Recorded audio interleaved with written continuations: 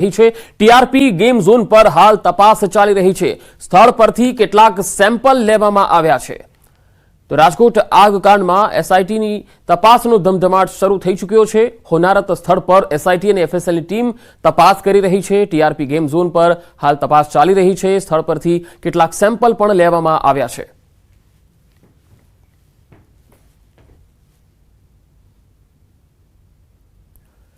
तो राजकोटનું આ એ લોકેશન અમે આપને બતાવી રહ્યા છીએ જ્યાં આ હોનારત થઈ હતી, અગ્નિકાંડ સર્જાયો હતો અને 32 લોકો આગમાં હોમાઈ ગયા।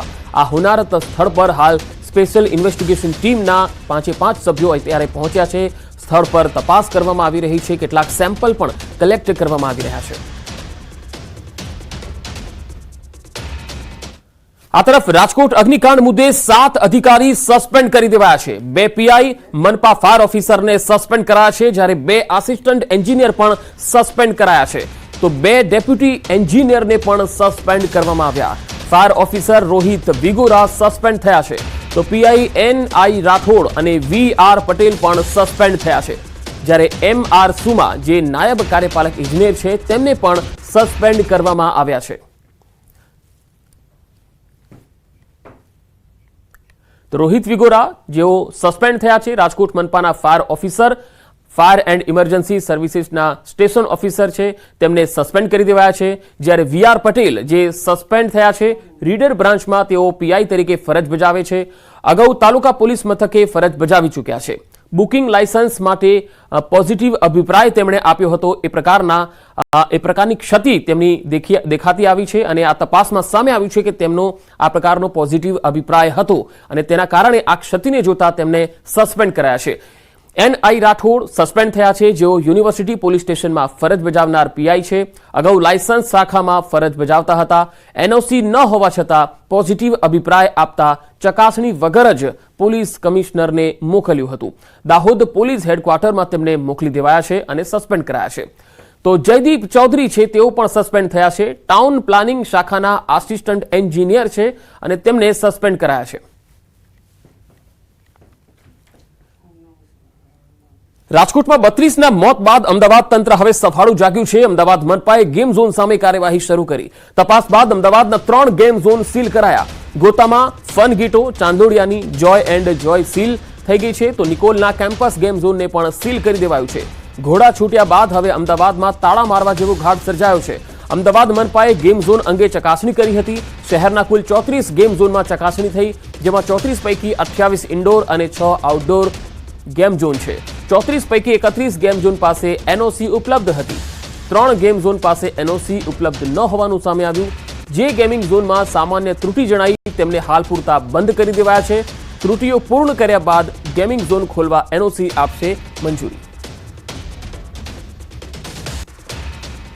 રાજકોટના ટીઆરપી ગેમિંગ ઝોનમાં જે અગ્નિકાંડ થયો તેને કારણે અનેક લોકો છે, માસૂમ લોકોએ પોતાના જીવ છે ગુમાવ્યા છે। ત્યારે હવે સફાળું તંત્ર જાગે છે। આગની ઘટના બને ત્યારબાદ મહાનગરપાલિકાનું તંત્ર જાગે છે, રાજ્ય સરકાર જાગે છે અને અલગ અલગ જે ગેમિંગ ઝોન છે તેને લઈને તપાસના આદેશ આપે છે। ત્યારે એક ગંભીર ઘટના સામે આવી છે અમદાવાદ શહેરની અંદર। અમદાવાદ શહેરના જે ગોતા પાસે આવેલા જે ગેમિંગ ઝોન છે ફન ગીટો, તે ગેમિંગ ઝોનની અંદર પૂરતા ફાયરના સાધનો નહોતા, તે પ્રકારની તપાસમાં બહાર આવી છે। સાથે જ જે મહત્વના કાગળિયા હોવા જોઈએ, જે ડોક્યુમેન્ટ પણ ન હોવાના કારણે હાલ મહાનગરપાલિકાના વિભાગે આખો આ ગેમિંગ ઝોન છે તે સીલ કરવાની કામગીરી કરી છે। સાથે જ અમદાવાદ મહાનગરપાલિકાના ફાયર હોય કે પછી એસ્ટેટ વિભાગ છે કે ઇલેક્ટ્રિક વિભાગ છે, આ તમામ વિભાગે અલગ અલગ વિસ્તારમાં એટલે કહી શકાય કે 34 થી 35 જેટલા જે ગેમિંગ ઝોન છે તેની અંદર તપાસ હાથ ધરી। તેની અંદર 3 મુખ્ય એવા ગેમિંગ ઝોન સામે આવ્યા હતા કે જેની પાસે ફાયરના પૂરતા સાધનો ન હતા।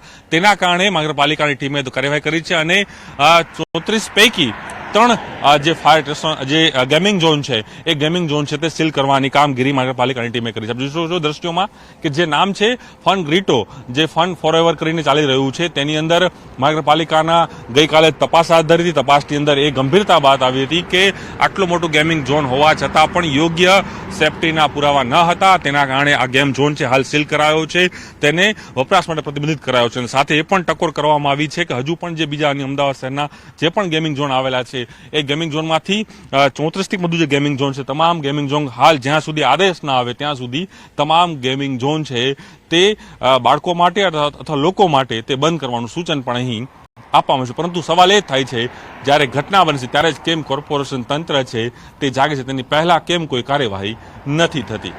કમળ ખેંગર રાઠોડ સાથે પ્રણવ પટેલ, ન્યૂઝ 18 અમદાવાદ. રાજકોટના અગ્નિકાંડ બાદ પોરબંદર વહીવટી તંત્ર હરકતમાં આવ્યું. શહેરમાં આવેલા શિવ મોલમાં ગેમ ઝોનને સીલ કરી દેવામાં આવ્યું. મોલમાં આવેલા ગેમ બ્લાસ્ટને સીલ કરી દેવામાં આવ્યું. પોરબંદર નગરપાલિકાના ચીફ ઓફિસર અને ફાયર ઓફિસર સહિતના અધિકારીઓ અહીંયા ઉપસ્થિત રહ્યા હતા અને આ ગેમ ઝોનને સીલ કરી દેવામાં આવ્યું.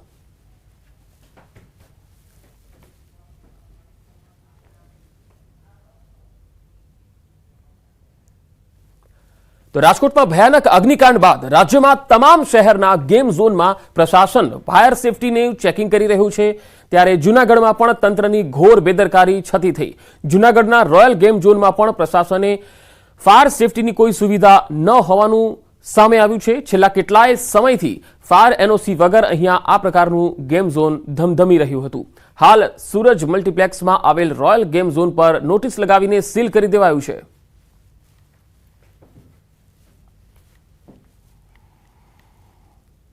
તો સુરતની વાત કરીએ. સુરત જિલ્લાના બારડોલી શહેરમાં ફાયર વિભાગે ચેકિંગ હાથ ધર્યું હતું. બારડોલીના બોબિન સ્થિત હેપી પ્લેનેટ ગેમ ઝોનમાં નિયમ પ્રમાણે ફાયરના સાધનોનો અભાવ જોવા મળ્યો, જેથી વહીવટી તંત્રએ તાત્કાલિક ગેમ ઝોન બંધ કરાવ્યું. તેમજ શહેરના અન્ય 5 જેટલા ગેમ ઝોનમાં પણ તપાસ હાથ ધરી અને તકેદારીના ભાગરૂપે બંધ કરાયા. બારડોલી પોલીસે મેળા બંધ કરાવ્યા હતા.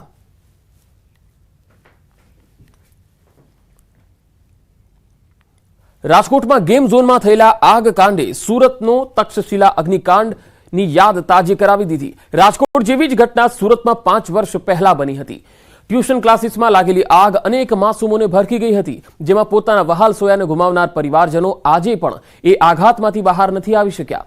ન્યૂઝ 18 ગુજરાતી સાથેની વાતચીતમાં પરિવારજનોએ પોતાની આપવીતી જણાવી. ભોગ બનનાર પરિવારજનોનું કહેવું છે કે આજે પણ તેમને ઊંઘ નથી આવતી. દીકરીના છેલ્લા શબ્દો આજે પણ પિતાના કાનમાં ગૂંજી રહ્યા છે. તંત્ર સામે આ પરિવારોમાં ભારે નારાજગી છે. 5 વર્ષના સમયગાળામાં સ્થળ બદલાયા, નામ બદલાયા, સિસ્ટમ ત્યાં ને ત્યાં રહી. શહેર બદલાણા, ટાઈમ બદલાણો, તારીખ બદલાણી, ન બદલાણું તો સિસ્ટમ. એના હિસાબે આજે આ રાજકોટમાં ભોગવવાનો જે વારો આવ્યો છે. હું તો ક્યાં સુધી કહું છું કે હજી જાગો, તંત્રને ઢંઢોળો. આ મારા ઘરે આજ આવી છે, કાલે તમારા ઘરે પણ આવી શકે છે. એક માણસ નથી જાતો. અમારા 22 છોકરા ગયા ને એની વાહે એક નથી. અમારા 22 પરિવારો તમે હજી હાલની તારીખે રાતે સુઈ નથી શકતા. એની પછી 4 દિવાળી ગઈ, મારા ઘરમાં દીવો નથી મેં પ્રગટાવ્યો. આ હાલત અમે જીવી છે અને એ હાલત હવે રાજકોટ વાળાની થાય. મારી દીકરી ખૂબ જ ટેલેન્ટેડ હતી. એને ફેશન ડિઝાઇનરનો કોર્સ કરવો હતો. એને કપડાનો બહુ જ શોખ હતો, અતિશય. અને હું ટેક્સટાઇલ સાથે જોડાણેલો માણસ છું, એટલે એ રોજે કહેતી કે તમે સાડી બનાવો છો, હું ડિઝાઇન કરીશ, તમે સાડી વેચજો. મારો એક કોર્સ એકવાર પૂરો થઈ જવા દો. એ આશાએ મેં એને ત્યાં મોકલી હતી. 24 તારીખે ત્યાં બનાવ બન્યો, એનો જીવ ગયો અને 25 તારીખે એનું રિઝલ્ટ આવ્યું 12માનું. કોલેજ તૈયાર હતી, બધું જ કમ્પ્લીટ કરી રાખ્યું હતું. એક સાથે મારે બીજો એક બાળક છે. એક સાથે બેને ભણાવી શકવાની કદાચ મારામાં તાકાત નહીં હોય તો એને મારા જે બાળક છોકરો છે એને પોતાનું ભણવાનું છોડી દીધું હતું આને ભણાવવા માટે. કોની પાસે અમારે લેવા જવું? 5 વર્ષે જો ન્યાય નથી આપી શકતા, 15-20 વર્ષે તમે કદાચ ન્યાય આપશો તો અડધા તો આમાંથી સાક્ષીઓ નહીં હોય, જે પીડિત પરિવારો એમાંથી કદાચ નહીં હોય, અને આરોપીઓ પણ ઉપર ચાલ્યા જશે. તો તમે સજા કોને આપશો, ન્યાય કોને આપશો? તો તંત્રને મારે એક જ વિનંતી છે કે આ તક્ષશિલામાં જે ના થયું ને એવું આ રાજકોટની ઘટનામાં કરજો, અને એના જે પીડિત પરિવાર છે ને એને તાત્કાલિક ન્યાય આપજો, અને ફાસ્ટ કોર્ટ રચી ને કોઈ પણ આમાં છૂટવો ના જોઈએ. એની નમ્ર વિનંતી કરીએ છીએ કે આ ઘટનામાં પારદર્શી ન્યાય આપજો, અને માત્ર 4 કે 3.5 લાખ કે 3 લાખ લોકોને આપીને છૂટી નહીં જતા. 3 લાખ કે 4 લાખ કોઈ આ કિંમત નથી. લાખો રૂપિયા કદાચ કરોડો રૂપિયા આપો ને, 4-5 કરોડ રૂપિયા આપો ને તો પણ કિંમત નહીં થાય. તો સુરતની તક્ષશિલા અગ્નિકાંડના પીડિત પરિવારો એકત્ર થયા. દુર્ઘટનાના 5 વર્ષ બાદ પણ પીડિત પરિવારને ન્યાય નથી મળ્યો. તક્ષશિલા અગ્નિકાંડમાં 22 બાળકોએ જીવ ગુમાવ્યા હતા. પરિવારજનો આજે પણ ન્યાય માટે ગુહાર લગાવે છે. રાજકોટમાં ગેમ ઝોનની દુર્ઘટના પર તક્ષશિલા કાંડના પીડિત પરિવારોએ પોતાની સંવેદનાઓ વ્યક્ત કરી. તક્ષશિલામાં અમને ન્યાય નથી મળ્યો. રાજકોટમાં બનેલી ઘટનામાં ન્યાય મળે તેવી આશા તેઓ સેવી રહ્યા છે. તમામ મૃતકોને શ્રદ્ધાંજલિ સાથે આ વખતે તંત્ર જાગે તેવી માંગ ઉઠી છે. દુઃખ અમને એનું પણ છે, કારણ કે અમે અમારું થયું હતું 24 તારીખે 5 વર્ષ પહેલા, ત્યારે અમને જે દુઃખ થયું હતું અમને પણ અત્યારે જોઈને એ દુઃખ થાય છે, કારણ કે તેમાં પણ ઘણા નાના નાના ભાઈ બહેનો હતા. એના પરિવાર ઉપર શું વીતતી હશે એ અમને ખબર છે. બાકી જે બધાને તો બાંધાવાળા બાંધી ગયા, ગુનેગારો ગુનો કરીને વયા ગયા. બરાબર, નાના છોકરાઓની જિંદગી હોય ગઈ, એનું શું કરવાનું? છેલ્લા 5 વર્ષની અંદર તક્ષશિલા હત્યાકાંડ થી અમને ન્યાય નથી મળ્યો. પહેલા એ દુઃખદ વાત છે. અને કાલે જે બનાવ બન્યો રાજકોટમાં, હું સૌપ્રથમ તો એમને શ્રદ્ધાંજલિ આપું. આવી ઘટનાઓ અવારનવાર બને છે, છતાં પણ અધિકારીઓ કે સરકારમાં બેઠેલા લોકોને કોઈને કોઈ ફરક પડતો નથી. એનું મોટું એક જ કારણ છે કે ભ્રષ્ટાચાર. જ્યાં બિલ્ડિંગ બને ત્યાં ભ્રષ્ટાચાર બને. આવી જ રૂપરેખા સાથે આગળ વધતી રહી છે. સમાચારોનો પ્રવાહ લગાતાર જારી રહેશે. હાલ રોકાઈશું એક બ્રેક માટે.